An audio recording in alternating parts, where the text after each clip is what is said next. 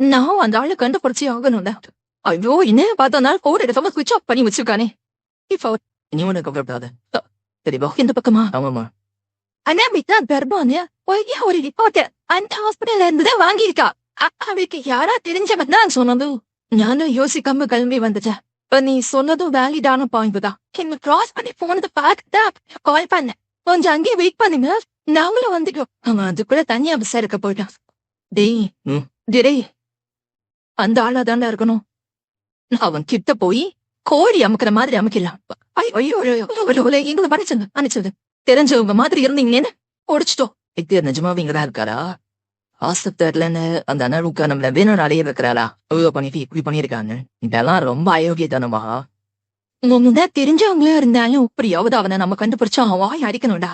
ஒருவேளை அந்த வைத்தியரை உங்க கிட்ட சிக்கிருந்தான்னு வச்சுக்கோ, உடனே அவளை ரிலீஸ் பண்ணி ஆகணும். எங்க போன, என்ன ஆச்சு?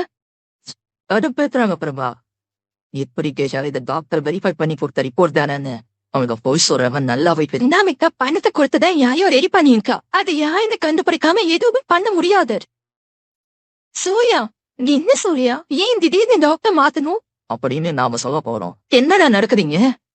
எல்லாரும் வந்தாங்க, கோடி கோடி குறியிலடா.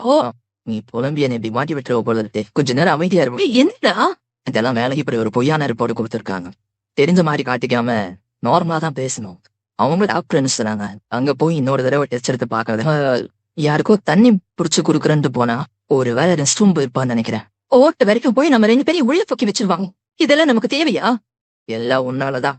எல்லாத்தையும் சுதப்பி வச்சிருக்கா. வர கோபத்துக்கு அந்த வைத்தியர் மட்டும் வேலை கரைச்சாலும் அப்படின்னு இவா அவளை போய் தேடல. பாயா, நான் இதுக்கும் பிரபா நம்பருக்கு கால். எங்க போன் இருக்குது. சரிக்கா. சரி, என் தெரியுமா?